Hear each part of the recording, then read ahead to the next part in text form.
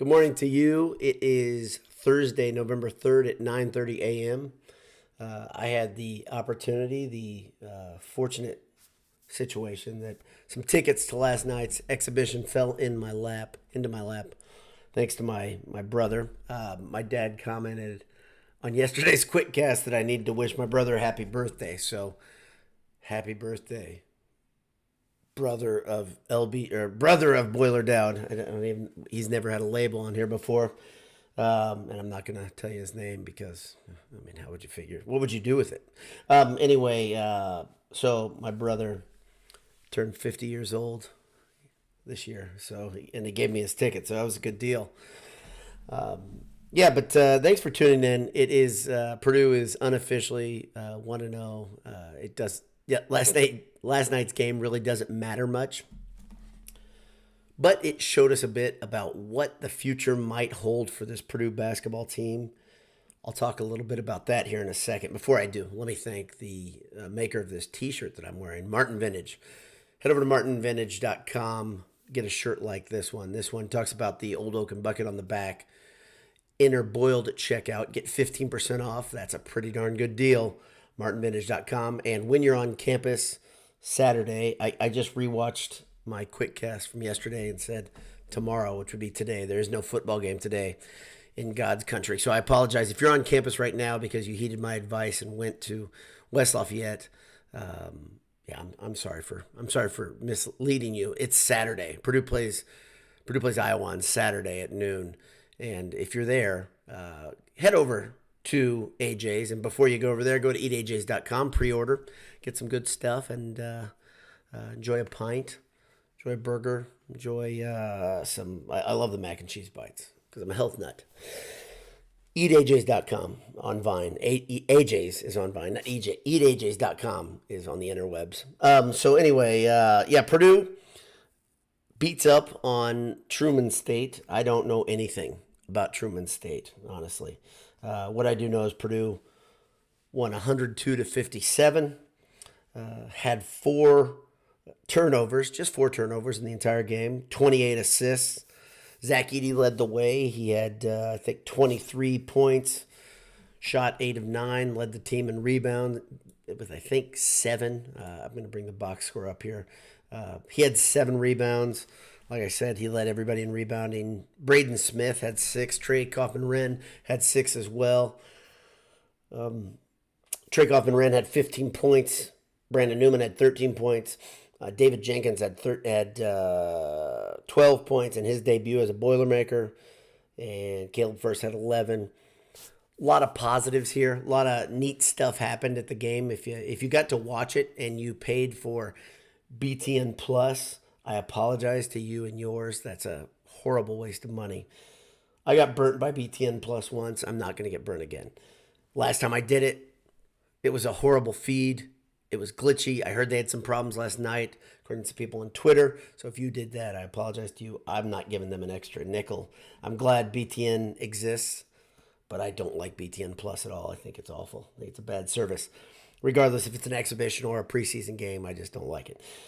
So Purdue out-rebounded Truman State 49-20. That matters a bit. I tweeted about that. The BS Analytics desk has been rapidly and quickly punching numbers into their calculators, looking into the data, poring over it to find out that Purdue was a better team.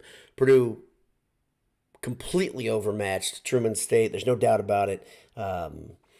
Couple big takeaways that I had in person. These are the things I really wanted to tell you if you didn't get to see it, if you weren't in the arena. I would say the things that I took away was, number one, Purdue physically looks bigger and stronger than they did last year. The build of the team, kind of the way they look on the court, and granted, you're comparing them to a team that's not very big, not very physical. Truman State's biggest guy was 6'9", maybe. But Purdue reminds me, in the way the physical nature of this team reminds me a bit of UConn teams from 10 years ago and Michigan State teams recently. Just very physically imposing. They're not only strong, they're not only tall, they're strong as well. Purdue is going to be really tough to handle in the lane for about anybody. I think they're going to be a good rebounding team all year long based on what I saw. Everybody attacks the glass. They're very unselfish. The things you read about, if you read about the secret scrimmage versus Cincinnati, all look to be true in person. Purdue has a bunch of poise. They have a bunch of guys that seem to be not very affected by the situation, particularly Braden Smith. He didn't have a great day if you look at him on paper. I think he had no points. Had a couple turnovers, had some assists, but his 6 rebounds were noteworthy. He goes up for the ball. He can really jump. He looks like a great athlete. You probably have seen that if you looked at some of his film from high school. But Braden Smith looks the part. That's the thing that was best. He didn't look like he hadn't been there. He actually looked like just a guy you plugged in. He plays point guard, and he belongs there. I think he's going to have really good days ahead for Purdue. Lawyer looks, there are a couple guys that are thin, like honestly look like basketball players. Lawyer and Waddell are those 2 guys, honestly. Everybody else just looks physically imposing, really. Trey Kaufman-Renn, after a year of red shirt, comes in. We got to see him a year ago this time, kind of seeing if he could give it a go. He decided to redshirt. He looks also like Braden Smith, just looks like a guy that belongs playing college basketball. He looks like a guy who honestly could be playing college football. He's a big, strong guy. He has an excellent, I don't know what his wingspan is. I haven't read up on that. But he looks like he has a long wingspan. He last year reminded me more of Vince Edwards than he does this year, because he looks to be a guy that really is looking for contact from the defender. He leans into guys a lot when he gets around them. If he goes in the air, he has no problem absorbing that contact and finishing. He had a little bit of a scare. I don't know if he just had a cramp or he went knee to knee with somebody, but he took himself out of the game. He was asking for Painter to take him out of the game, which is always funny. Painter doesn't like taking anybody out of the game for just a little nick. But he took him out of the game. Kaufman-Renn stretched, went right back in the game, looked great. So the scare was not worth anything, which was great to see. If you're going to be concerned with anything, Purdue shot the 3-pointer poorly or just a little worse than I would hope this team would. I think these guys can shoot. It looks like they can shoot. Even when Purdue was missing. Somebody said this years ago about Robbie Hummel, that even when he misses, it looks better than some people's made shots. And Purdue has a bunch of guys that shoot that way. Newman shoots that way, of course. First had an horrible looking 3, and he's a pretty good 3-point shooter. But Gillis is another guy that he had a couple misses that just kind of were going in and out. Gillis is flammable from deep. He can really get very efficient where he will just knock down shot after shot. Last night wasn't one of those nights, which says they could have even beat Truman State more, beaten them worse. The beginning of the game was weird. If you weren't paying attention, if you weren't watching it, Purdue was down early, probably in the first 7 minutes. I don't have a ticker to look at the score, but I think Purdue was down, and it was mostly attributed to Truman State getting a lot of looks at threes. They got a lot of open looks early. They were knocking everything down. I think they were shooting the 3-pointer like 70%, making 70% of their shots in the first 10 minutes. Painter made some adjustments. He was clearly frustrated with them getting open looks, and then Purdue ratcheted down on them, stopped that. They stopped getting open looks, and then Truman State got really, really tired. The fatigue was obvious to them. Their bigs specifically were hanging all over Purdue bigs. Their threes were coming up short. They were kind of banging them off the front of the rim, and the game was over the game was over at about the 15 minutes into the first half. Purdue did what you should do in an exhibition game. That's all there's to it. There's no reason to make it a bigger deal than it is. But it's nice to see that this team, in a, quote, rebuild year, let's not forget they lost 4 starters. In a rebuild year, Purdue looks awfully strong. They look awfully smart. Somebody on Twitter said that, let me see if I can do this right. They were talking about Trey Kaufman-Renn looks like a guy right away that has potential to be an all Big Ten type of guy. I don't disagree at all. I think he is going to be the real deal. He looks fantastic. He looks extremely comfortable. He doesn't look like a guy redshirted, honestly. And he's a unique guy. The fact that he chose to redshirt in itself, and we've talked a bit about that on this site, he's a unique guy. But Trey Kaufman-Wren is he's going to be really, really good.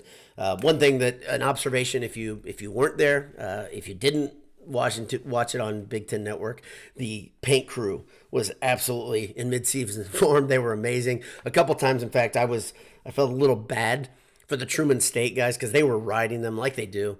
And Truman State fouled out 2 guys. Both guys got the normal treatment of getting their steps noted and being told to sit down. But they were so thunderously loud. I almost wanted to say, "Hey guys, let's take it easy on our guests," because they didn't. They just were so overmatched.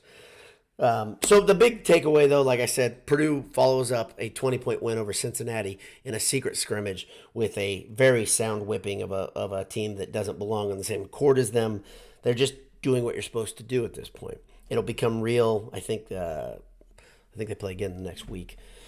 But exciting to be there. And onward and upward. We got a couple people live. What Greg McManus says. Let's see. He says, D2 school in Missouri. My son has a friend attending school there. She said their basketball really isn't this bad. I agree. I mean, I think anytime you have a D2 school playing a Division I school, they're gonna look bad. But that was a rough night for them. Greg Manis, another comment. Purdue usually has a lot of guys from Indiana, but this roster, there were several times that it was all Indiana kids. Lock up the state, make sure they don't head south. Check. And I tend to agree. It's great when Purdue owns the state. It's good for everything. It's good for rivalry. It's good for the fan base. You have a lot of people, obviously, that are from Purdue or from Indiana at Purdue. It's not like IU where, a big chunk of IU's student base is from the Northeast. And I think we think of ourselves mostly as Indiana people, even though when you look at the Boiled Sports staff, you've got 2 of the 5 aren't from the state of Indiana. Of course, Jay and Dave. So I don't know, is 2 out of 5 a good representation of the school? I bet it's more like probably 1 out of 7, maybe not from the state of Indiana. Maybe I'm wrong. I'd have no data there. I'm just talking. So I wanted to check in, give a little bit of post game about the Truman State game. For those of you who are tuned in, I appreciate it. For those of you who are listening recorded, I also appreciate that. What Greg McManus has one more comment about Truman. He said their plan for defending you was Hackazak, and it's nice that we can say that because it sounds fun. And he said he was glad Painter pulled him really early. Oh yeah, so Painter pulled Edey at about the 15-minute mark in the second half. And I thought, good, we don't need to see Edey again. And they put it in again later. And I was like, why put these guys in? I would have pulled everybody out. I would have had trainers playing. I would have done everything I can just to not even flirt with injury. I guess that's kind of a stupid way to think because it's basketball. But Truman State they were hugging Edey. If he got around somebody, he had a couple moves where he spun around his defender, and Truman State just kind of grabbed him like underneath his arms and tried to keep him out. And they were just incredibly overmatched. And Edey made him pay. I think he hit almost all of his free throws. I think he missed 1 free throw. So pretty darn good day for Edey on no matter how you look at it. So. Well, that's about it for you. I think I've been on for a little over 10 minutes, 13 minutes, and appreciate you tuning in. We're not sure. I haven't heard any office talk about having a handsome hour this week. I would love to have another midday or late afternoon handsome hour. I will put that out for my fellow handsome hour hosts. See if we can get one recorded, just because I think it's fun. If the work schedules allow it, then I think that. We'd love to bring one to you, but I don't know if you should expect it. So thanks for tuning in, though. Thanks for listening. One more. Ryan Lewis says Purdue finishes above IU in the Big Ten. Mark my words. Ryan Lewis. I don't know who you are, Ryan, but I'm marking your words. I think there's a very good chance that Purdue is in the top third of the Big Ten, if not the top 3 in the Big Ten. Just because the nature of what this team looks like. It looks like a Matt Painter team. The thing they've got to do, and they will do, is they've got to get defensively better. I keep saying a big takeaway. Another big takeaway, let's say Purdue's defense is a work in progress. They're not there yet. And one of the other things that I noticed was outside of Jenkins, I don't see a lot of guys really trying to drive. Jenkins looked very good on the drive. Newman looked very smooth. First looked like he was trying to dunk every time he touched the ball. And Smith looked, like I said, he could have driven a couple times, but he chose not to. But I think there's just the defensive part is something that I know Painter wants them to be better at this year than they were last year. I think they will be better than they were last year. I think they're going to be better at controlling turnovers than last year. I think these are all big positives. But obviously, you don't have the dynamic player who can just take over a game, which is that's a big deal. A friend of mine, Alfred Dowd, says they look like they really demolished Truman State. But why do we play D2 schools? Well, Dad, thanks for tuning in. They play D2 schools. It's really a favor both ways, they say. And I had a joke with the guy I was watching the game with, the phone call that Painter had when he called Truman State. He said, hey, you guys mind coming to West Lafayette and we just beat you like a piñata for 40 minutes? You guys good with that? And the conversation probably isn't much different, but they say it's good for both sides. And since it's exhibition, it's not,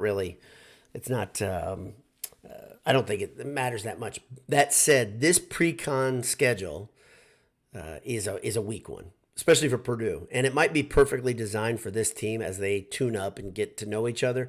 But this is a weaker pre-con than I think we're used to as Purdue fans. So get ready for that. They have a couple good games in there, but most of them, Purdue should handle their business. It's a lot like IU's pre-con, I think, in most seasons where they're playing teams that just aren't that strong. So that's about it. Thanks for tuning in, Dad, and everybody else. Always good. Dad, thanks for watching.